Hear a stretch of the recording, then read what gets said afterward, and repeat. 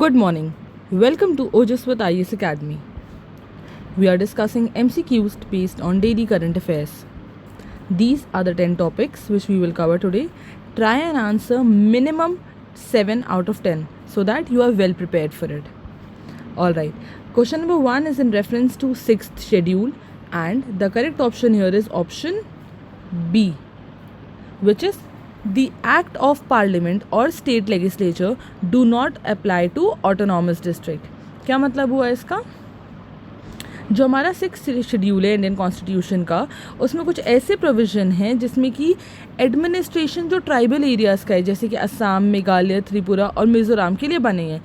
इस प्रोविज़न के under article 244(2) और आर्टिकल 275(1) जो कॉन्स्टिट्यूशन के हैं वो अलाउ करता है क्या? Formation of autonomous districts.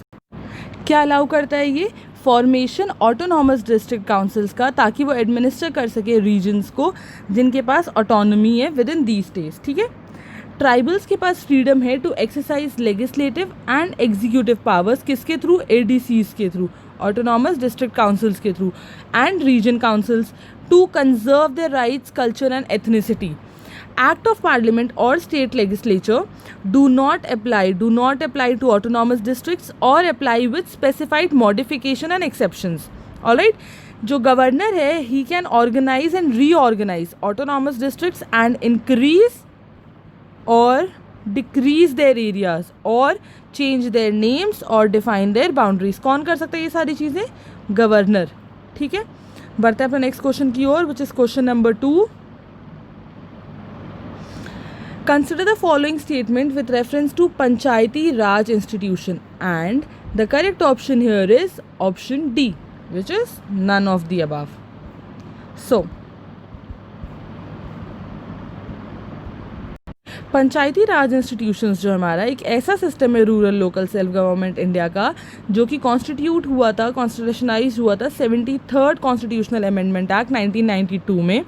इस सिस्टम के 3 लेवल है जो आपने पहले भी पढ़े होंगे. ग्राम पंचायत जो कि विलेज लेवल है, मंडल परिषद या जिसको हम ब्लॉक समिति कहते हैं, या पंचायत समिति ब्लॉक लेवल भी बोलते हैं, और आखिरी हमारा ज़िला परिषद.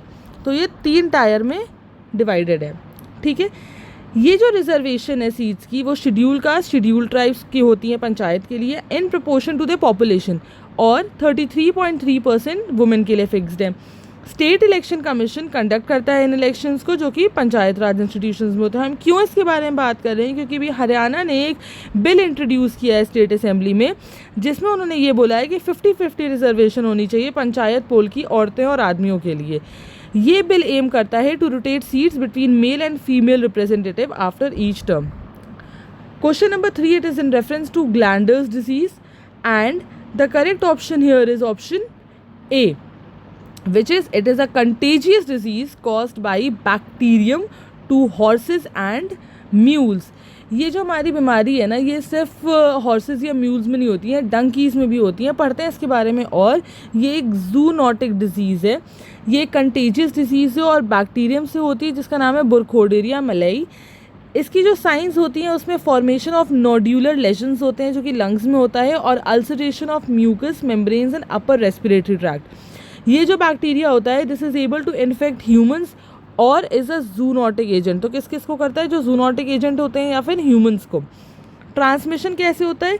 डायरेक्ट कॉन्टैक्ट के थ्रू होता है. अगर कोई भी इन्फेक्टेड एनिमल्स है तो उसके थ्रू एंट्री हो जाती है स्किन एब्रेशंस में, या नेजल से, या ओरल म्यूकसल सर्फेसेस से, या फिर इन्हेलेशन से. It is endemic in Africa, Asia, middle east और सेंट्रल और साउथ अमेरिका में. इन एरियाज़ में ये अभी ज़्यादा फैला हुआ है. All right.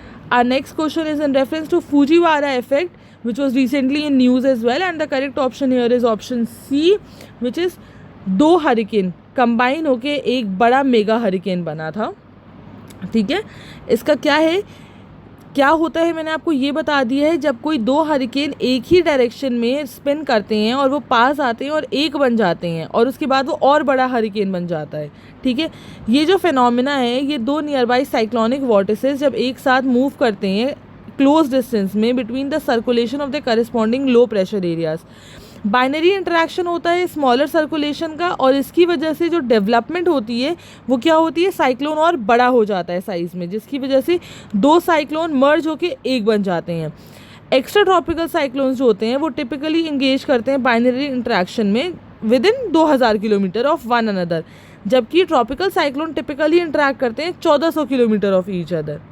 ये देख भी सकते हैं आप कैसे हो रहा है ये दो हमारे साइक्लोन्स हैं यहाँ पे सेम डायरेक्शन में मूव कर रहे हैं, और क्योंकि ये क्लोज डिस्टेंस में है तो ये एक हो जाते हैं। All right, our next question is in reference to Mojave desert and it is located in, the correct option here is option B which is it is located in North America.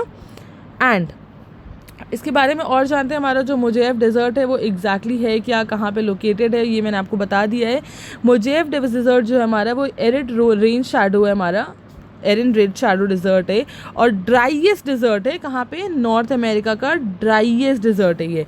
It is in south western US, कहाँ पे, south western United States में within south eastern California and southern Nevada. जो ये desert है it is bordered by the great basin desert to its north and the Sonoram Desert to its south and east. Joshua trees are native only to the Mojave Desert.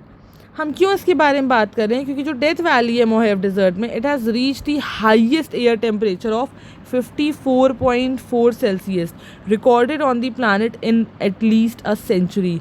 मतलब एक century में पहली बार ऐसा हुआ है कि इतना हाइएस्ट गया। आप खुद ही सोच सकते हैं बॉइलिंग पॉइंट से आधा कम है, बस ये आधे से भी ज़्यादा बढ़ा ही हुआ है। इनफैक्ट 54.4 सेल्सियस रिकॉर्ड हुआ है, which is very very hot. All right, our next question is in question number 6. It is in reference to capital account received, and the correct option here is option D, which is all the options are correct. Capital account receipts are market loans, small saving, disinvestment proceeds, recoveries of loans. इसके बारे में और जानते हैं हमारे, जैसे कि मैंने आपको बताया कि सारे ऑप्शंस ही हमारे सही हैं।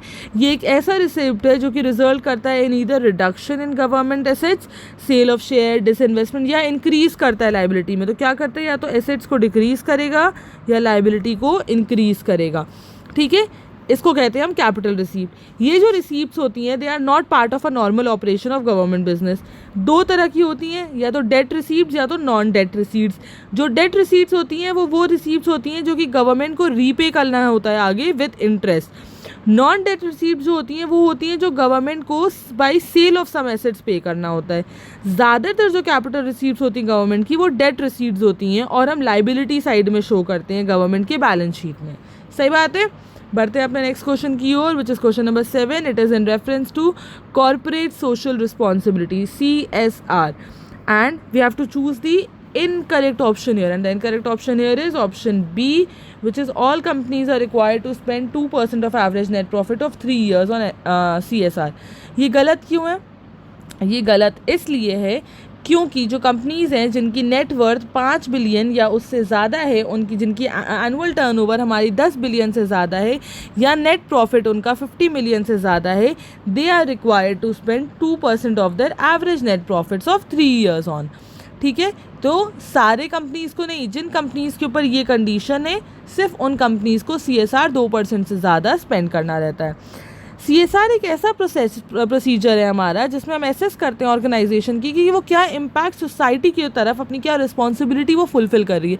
कोई भी बड़ी कंपनी अगर वो ज़्यादा अर्न करी तो उसकी सोसाइटी की तरफ भी कोई जिम्मेदारियाँ होती हैं। CSR मेक श्योर करता है कि वो उन जिम्मेदारियों को पूरा करे। In a move to boost India's effort to find effective medicines and vaccines against COVID-19, government ने temporarily allow कर दिया investment towards such efforts to be considered as fulfillment of a company's CSR obligations. ठीक है, इसमें क्या क्या include होता है? इसमें pharmaceutical, vaccine, medical device firms जो कि एक्सपेक्टेड हैं to undertake research and development of new drugs, vaccines and medical devices as part of their regular business activities उनके लिए।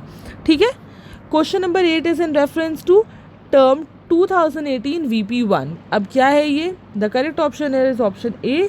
ये टर्म यूज़ होता है एक एस्ट्रॉइड के लिए। कैसे एक एस्ट्रॉइड के लिए यूज़ होता है? स्टेटमेंट 2 हमारे यहाँ पे गलत क्यों है पहले मैं आपको ये बताती हूँ। स्टेटमेंट 2 हमारा कहता है कि NASA has said there is 41% that 2018 VPI would impact the earth, जबकि सही बात क्या है? It has said that there is a 0.41%, ना कि 41%, और 1 इन 240 चांस कि 2018 VP1 हमारा इम्पैक्ट करेगा अर्थ को। एस्टिमेटेड है कि अराउंड 1 बिलियन एस्ट्रॉइड्स जिनका डायमीटर 1 मीटर से ज़्यादा है, those objects can cause significant damage upon impact and are larger than 30 metres.